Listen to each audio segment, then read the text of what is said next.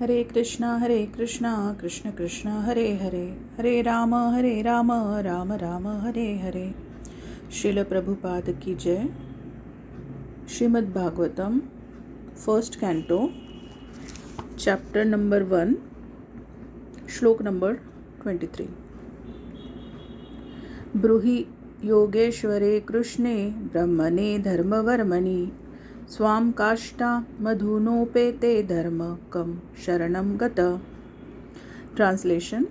Since Sri Krishna, the Absolute Truth, the Master of all mystic powers, has departed for his own abode, please tell us to whom the religious principles have now gone for shelter. Purport. Essentially, religion is the prescribed codes enunciated by the personality of Godhead himself. Whenever there is gross misuse or neglect of the principles of religion, the Supreme Lord appears himself to restore religious principles. This is stated in Bhagavad Gita. Here the sages of Naimisharanya are inquiring about these principles. The reply to this question is given later. The Srimad Bhagavatam is the transcendental sound representation of the personality of Godhead, and thus it is the full representation of transcendental knowledge and religious principles. Thus end the Bhakti Vedanta purports of the first canto, first chapter of the Srimad Bhagavatam entitled Questions by the Sages. Chapter number 2, Divinity and Divine Service. Text number 1. Vyasa Uvacha. Iti samprashnasrihashto vipranam romaharshani pratipujya vachastesham pravaktumupachkrame. Translation. Ugrashrava Sutta Goswami, the son of Romaharshan, being fully satisfied by the perfect questions of the Brahmans, thanked them and thus attempted to reply. Purport. The sages of Naimisharanya asked Sutta Goswami 6 questions, and so he is answering them one by one. Text number 2. Sut Uvacha. Yam pravrajanta manupetam petakrutyam dvaipayano virahakatar ajuhava putreti tanmayataya tarvobhinedu stam sarvabhuta hridayam munimanatosmi.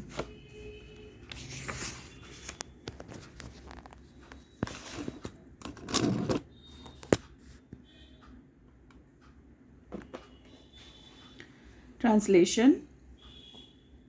Srila Sutta Goswami said, "Let me offer my respectful obeisances unto that great sage Shukadev Goswami, who can enter the hearts of all.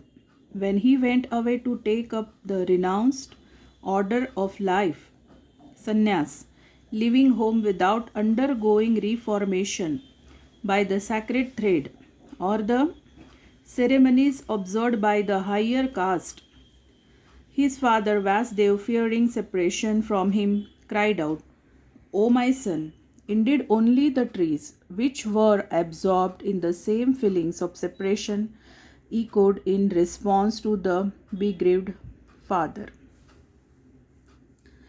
Purport. The institution of Varna and Ashram prescribes many regulative duties to be observed by its followers. Such duties enjoin that a candidate willing to study the Vedas must approach a bona fide spiritual master and request acceptance as his disciple.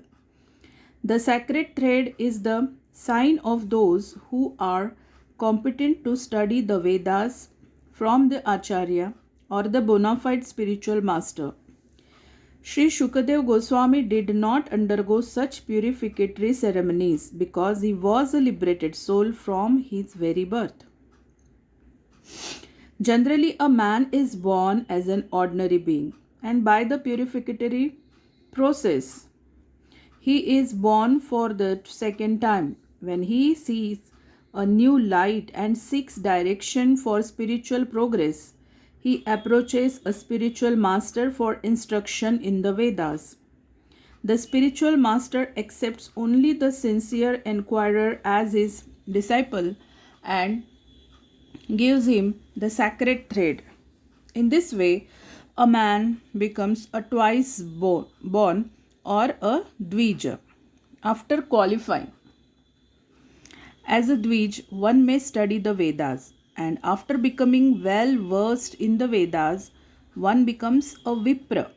A vipra or a qualified Brahman thus realizes the absolute and makes further progress in spiritual life until he reaches the Vaishnav stage. The Vaishnav stage is the postgraduate status of Brahman. A progressive Brahman must necessarily become a Vaishnav, for a Vaishnav is a self-realized, learned Brahman. Srila Shukadev Goswami was a Vaishnav from the beginning. Therefore, there was no need for him to undergo all the processes of the Varnashram institution. Ultimately, the aim of Varnashram Dharma is to turn a crude man into a pure devotee of the Lord or a Vaishnav. Anyone, therefore, who becomes a Vaishnav accepted by the first class Vaishnav or Uttam Adhikari Vaishnav is already considered a Brahman, regardless of his birth or past deeds. Sri Chaitanya Mahaprabhu accepted this principle and recognized Srila Haridas Thakur as the Acharya of the holy name. Although Thakur Haridas appeared in a Mohammedan family. In conclusion, Srila Shukadev Goswami was born a Vaishnav and therefore Brahmanism was included in him. He did not have to undergo any ceremonies. Any low-born person, be he a Kirat, Huna, Andhra, Pulinda, Pulkash, Abhir, Shumba, Yavan, Khasa, or even lower, can be delivered to the highest transcendental position by the mercy of Vaishnavas. Srila Shukadev Goswami was the spiritual master of Sri Suta Goswami, who therefore offers his respectful obeisances unto Srila Shukadev Goswami before he begins his answers to the questions of the sages at Naimisharanya. Text number 3. Ya swanubhavam khila shruti sarameka madhyatma deepa matiti tirshatam tamondham sansarinam karunayaya puranaguhyam tam vyasa sunumu payami gurum muninam.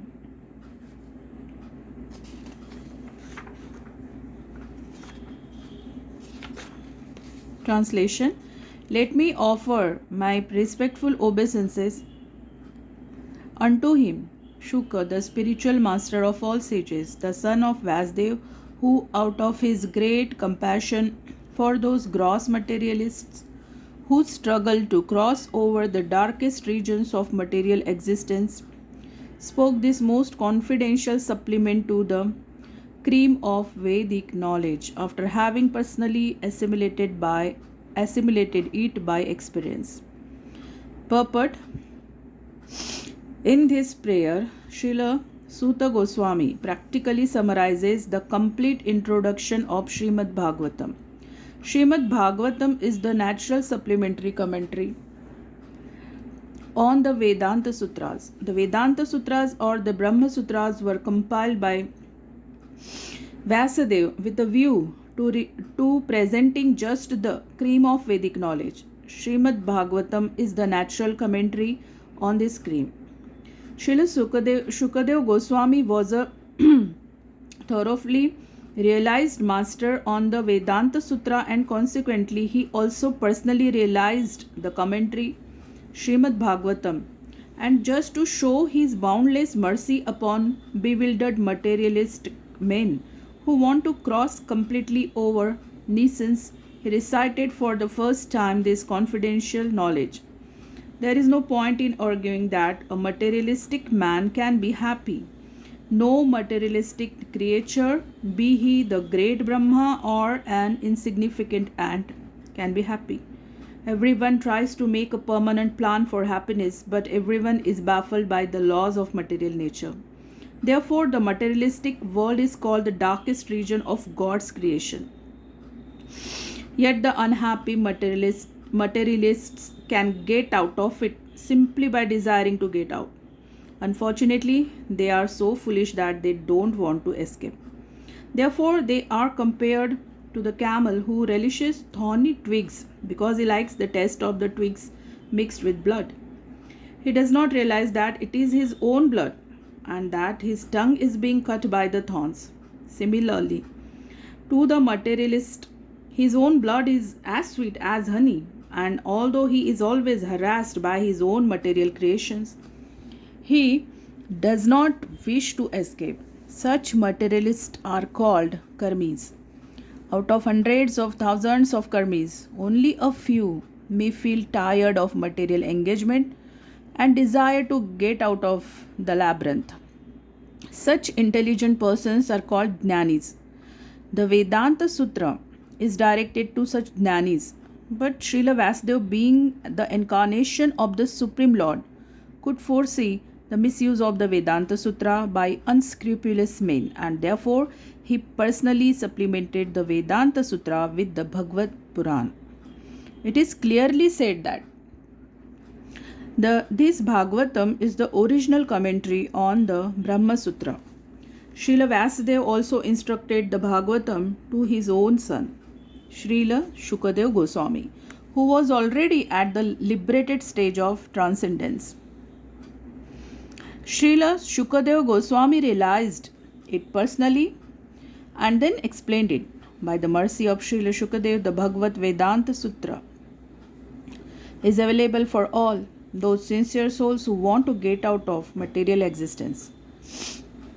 Srimad Bhagavatam is the one unrivaled commentary on Vedanta Sutra. Sripada Shankaracharya intentionally did not touch it because he knew that the natural commentary would be difficult for him to surpass. He wrote his Sharirka Bhashya, and his so-called followers deprecated the Bhagavatam as some new presentation. One should not be misled by such propaganda directed against the Bhagavatam by the Mayavad school. From this introductory shloka, the beginning student should know that Srimad Bhagavatam is the only transcendental literature meant for those who are Paramhansas and completely freed from the material disease called malice. The Mayavadis are envious of the personality of Godhead despite Sripad Shankaracharya's admission that Narayan, the personality of Godhead, is above the material creation. The envious Mayavadi cannot have access to the Bhagavatam, but those who are really anxious to get out of this material existence may take shelter of this Bhagavatam because it is uttered by the liberated Srila Shukadev Goswami. It is the transcendental torchlight by which one can see perfectly the transcendental absolute truth realized as Brahman, Paramatma and Bhagwan. Text number 4. Narayanam namaskritya naram chaiva narottamam devi saraswatim vyasam tato jayamudirayet. Translation. Before reciting this Srimad Bhagavatam, which is the very means of conquest, one should offer respectful obeisances unto the personality of Godhead Narayan, unto Naranarayan Rishi, the supermost human being, unto Mother Saraswati, the goddess of learning, and unto Srila Vasudev, the author. Purport.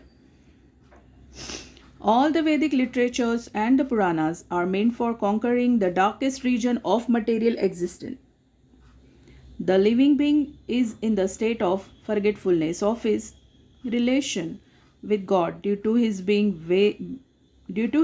overly attracted to material sense gratification from time immemorial.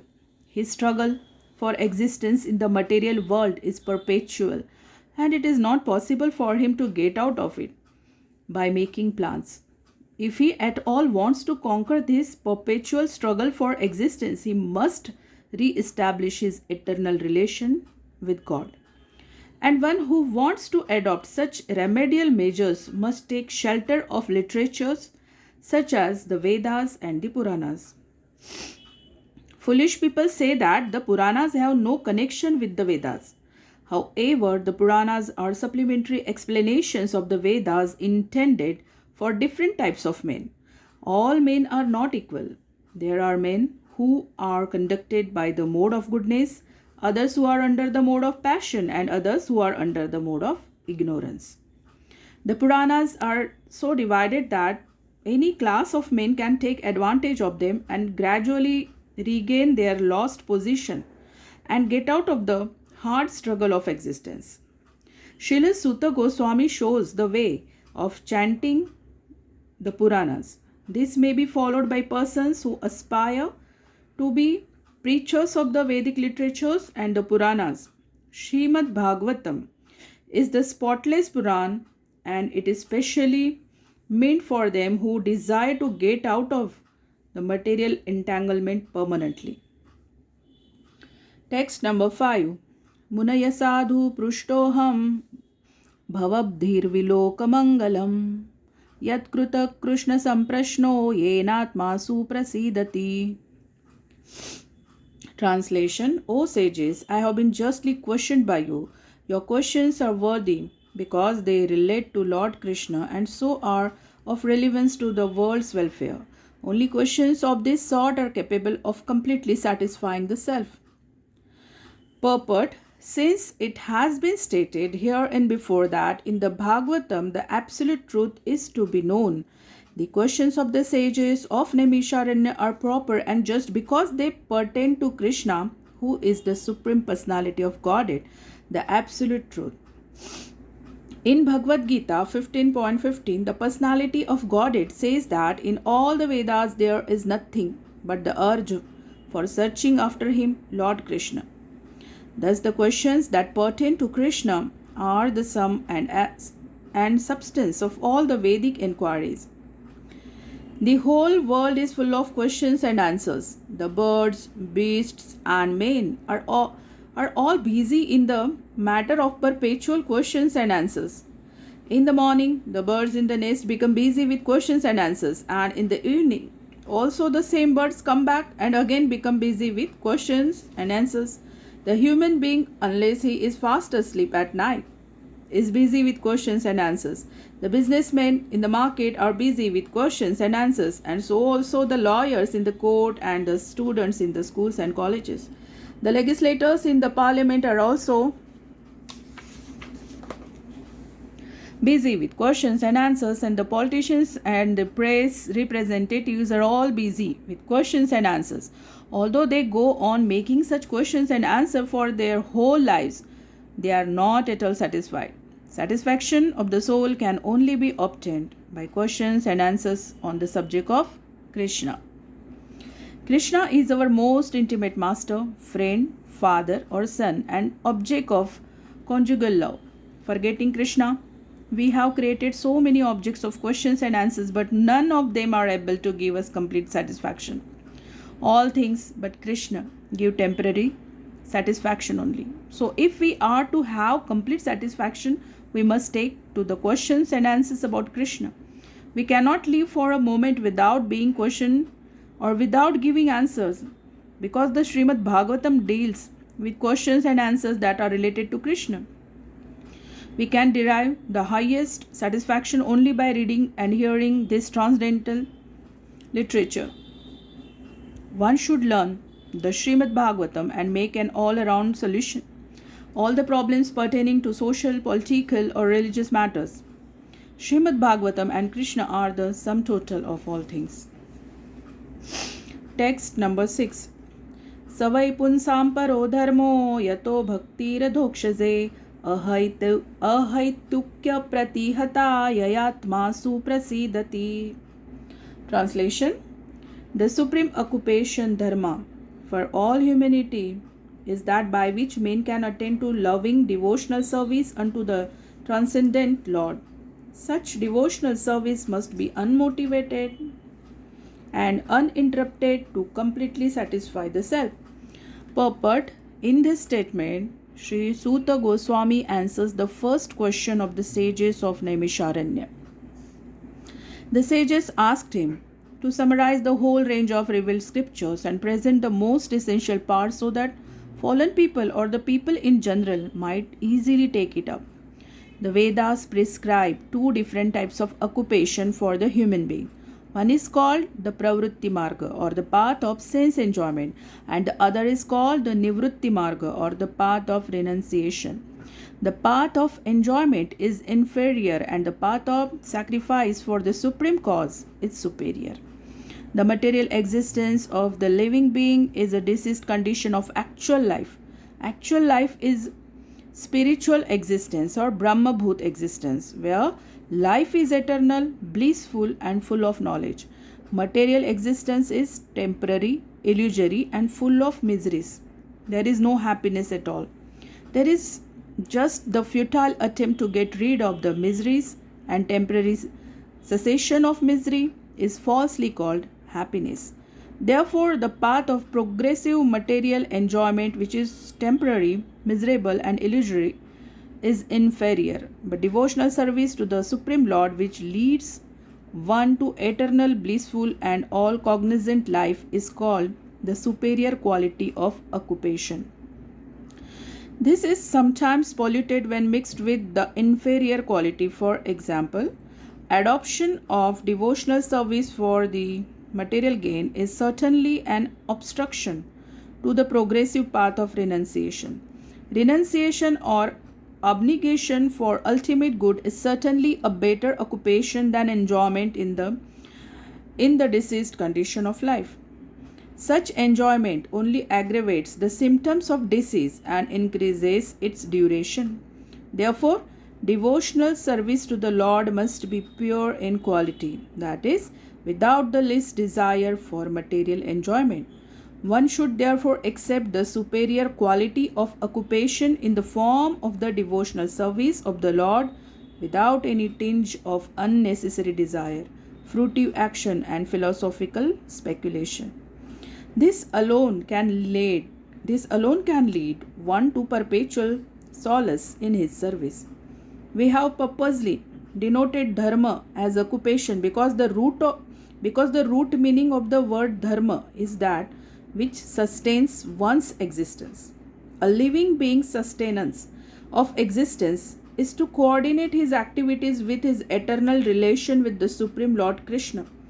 Krishna is the central pivot of living beings, and he is the all attractive living entity or eternal form amongst all other living beings or eternal forms. Each and every living being has his eternal form in the spiritual existence, and Krishna is the eternal attraction for all of them. Krishna is the complete whole, and everything else is his part and parcel. The relation is one of the servant and the served. It is transcendental and is completely distinct from our experience in material existence. This relation of servant and the served is the most congenial form of intimacy. One can realize it as devotional service progresses. Everyone should engage himself in that transcendental loving service of the Lord even in the present conditional state of material existence. That will gradually give one the clue to actual life and please him to complete satisfaction. Text number 7. Vasudeve Bhagavati Bhakti Yoga Prayojita Janayatyashu Vairagyam Jnanam Cha Yadahaitukam. Translation: by rendering devotional service unto the personality of Godhead, Sri Krishna, one immediately acquires causeless knowledge and detachment from the world. Purport: those who consider devotional service to the Supreme Lord Sri Krishna to be something like material emotional affairs may argue that in the revealed scripture, sacrifice, charity, austerity, knowledge, mystic powers, and similar other processes of transcendental realization are recommended.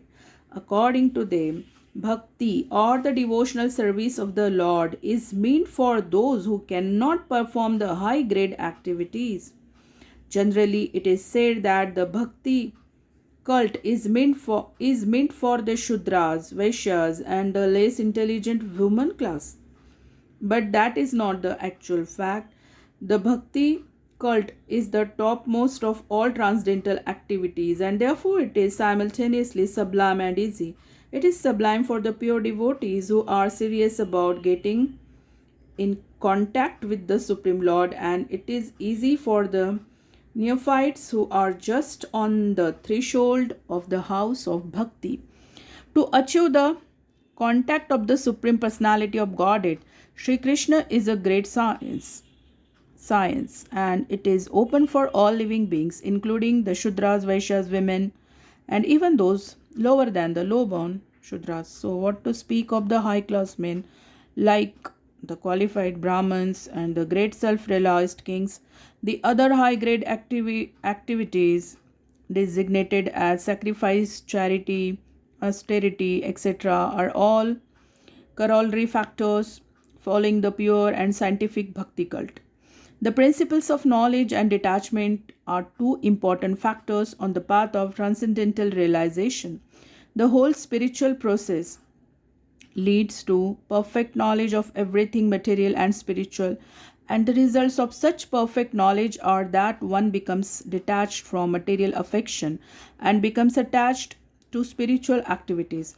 Becoming detached from material things does not mean becoming inert altogether, as men with poor fund of knowledge think. Naish, Nishkarma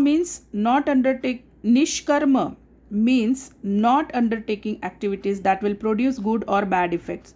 Negation does not mean negation of the positive. Negation of the non-essentials does not mean negation of the essential. Similarly, detachment from material forms does not mean nullifying the positive form. The bhakti cult is meant for realization of the positive form. When the positive form is realized, the negative forms are automatically eliminated. Therefore, with the development of the bhakti cult, with the application of positive service to the positive form, one naturally becomes detached from the inferior things and he becomes attached to superior things. Similarly, the bhakti cult, being the supermost occupation of the living being, leads him out of material sense enjoyment. That is the sign of pure devotee. He is not a fool, nor is he engaged in the inferior energies, nor does he have material values. This is not possible by dry reasoning. It actually happens by the grace of the Almighty. In conclusion, one who is a pure devotee has all other good qualities, namely knowledge, detachment, etc.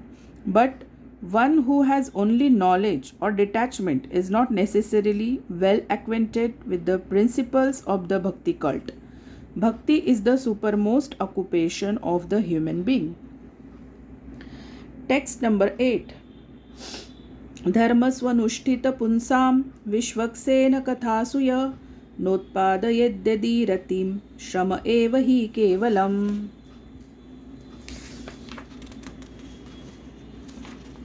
Translation. The occupational activities a man performs according to his own position are only so much useless labor if they do not provoke attraction for the message of the personality of Godhead. Purport. There are different occupational activities in terms of man's different conceptions of life.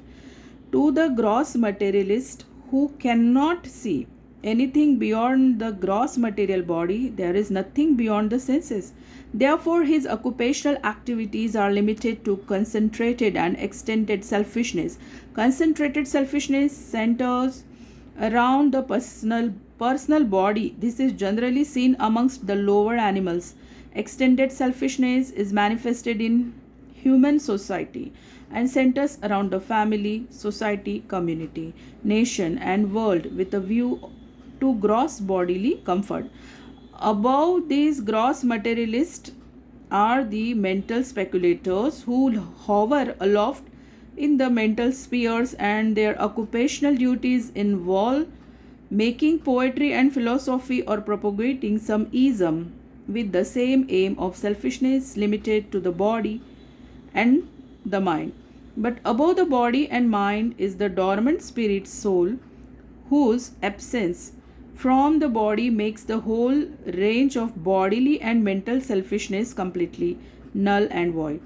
But less intelligent people have no information of the needs of the spirit soul, because foolish people have no information of the soul and how it is beyond the purview of the body and mind. They are not satisfied in the performance of their occupational duties. The questions of the satisfaction of the self is raised herein. The self is beyond the gross body and subtle mind. He is the potent active principle of the body and mind. Without knowing the need of the dormant soul, one cannot be happy simply with annulment of the body and mind. The body and the mind are but superfluous outer coverings of the spirit soul. The spirit soul's need must be fulfilled simply by cleansing the cage of the bird. One does not satisfy the bird. One must actually know the needs of the bird himself. The need of the spirit soul is that he wants to get out of the limited sphere of material bondage and fulfill his desire for complete freedom. He wants to get out of the covered walls of the greater universe. He wants to see the free light and the spirit. That complete freedom is achieved when he meets the complete spirit, the personality of Godhead. There is dormant affection of God within everyone. Spiritual existence is manifested through the gross body and mind in the form of perverted affection for gross and subtle matter. Therefore, we have to engage ourselves in occupational engagements that will evoke our divine consciousness. This is possible only by hearing and chanting the divine activities of the Supreme Lord. And any occupational activity which does not help one to achieve attachment for hearing and chanting the transcendental message of Godhead is said herein to be simply a waste of time. This is because other occupational duties, whatever ism they may belong to, cannot give liberation to the soul.